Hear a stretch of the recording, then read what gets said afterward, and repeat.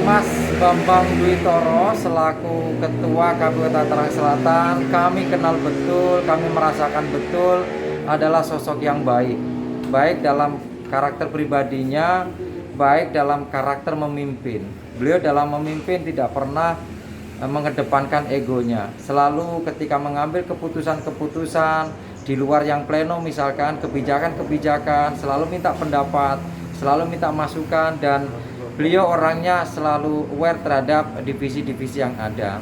Yang terakhir yang saya ingat betul terhadap Mas Bambang Dwi Toro itu adalah beliau selalu mengingatkan kita untuk pola hidup sehat sesungguhnya. Beliau yang mengontrol kita terus, Mas, jangan lupa maskernya, Mas dari mana, Mas sudah cuci tangan belum? Beliau yang selalu mengingatkan dan beliau mengajarkan kita hidup sehat sebetulnya. Beliau nggak merokok, beliau suka naik sepeda, suka jalan ke Taman Kota 2 dan seterusnya dan seterusnya.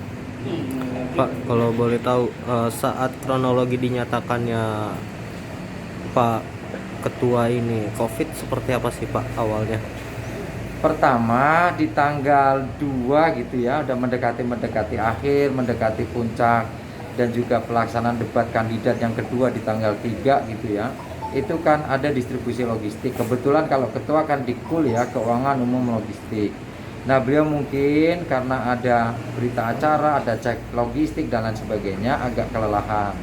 Nah di tanggal 3-nya itu kita ada kunjungan dari Komisi 2 DPR RI. Beliau masih bisa menerima.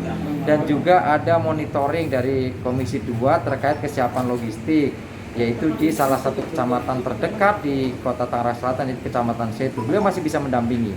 Tapi setelah itu beliau merasa lelah, agak pusing ngedrop, maka kami sarankan untuk istirahat. Nah oleh karena itu malamnya di debat kandidat yang kedua di Metro TV, beliau sudah tidak hadir dan tidak interaksi dengan pasangan calon, dengan tim pemenangan, dengan media atau yang lainnya. Dan saat itu teman-teman mengamanahkan dan melaksanakan pleno, saya diangkat atau ditunjuk sebagai PLH, dan semua tugas-tugas tentu kita lakukan bersama secara kolektif kolegial. Nah mulai hari itu tentu kita selalu doa dan ketua kita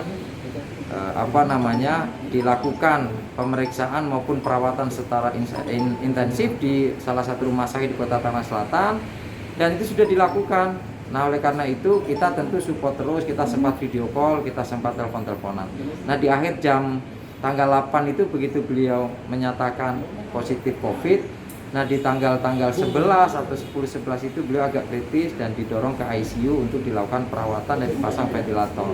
Sampai pada pagi hari tadi jam 03.40 beliau dipanggil oleh Allah Subhanahu wa taala, dan kita sebelumnya tentu harus merelakan, mengikhlaskan di tengah-tengah tugas-tugas yang kita belum selesaikan sampai rekapitulasi di tingkat kota dan penetapan pasangan calon wali kota dan wakil wali kota Tangerang Selatan tahun 2020.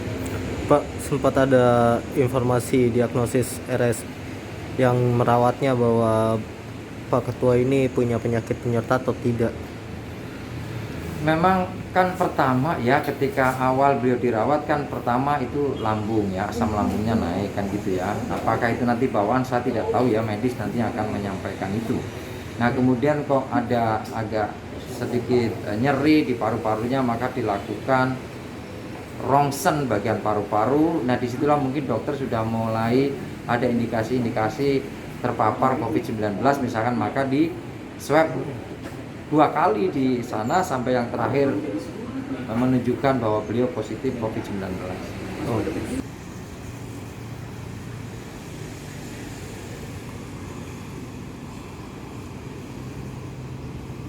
Jangan lupa subscribe ya.